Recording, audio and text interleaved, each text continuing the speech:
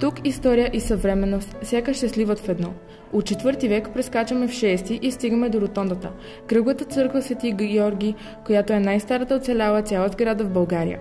Тя е безценна не само с това, но и с прекрасните си стенописи, с гробът на Свети Никола, най-нови софийски, от османския период и с останките от термите на Константиновия град.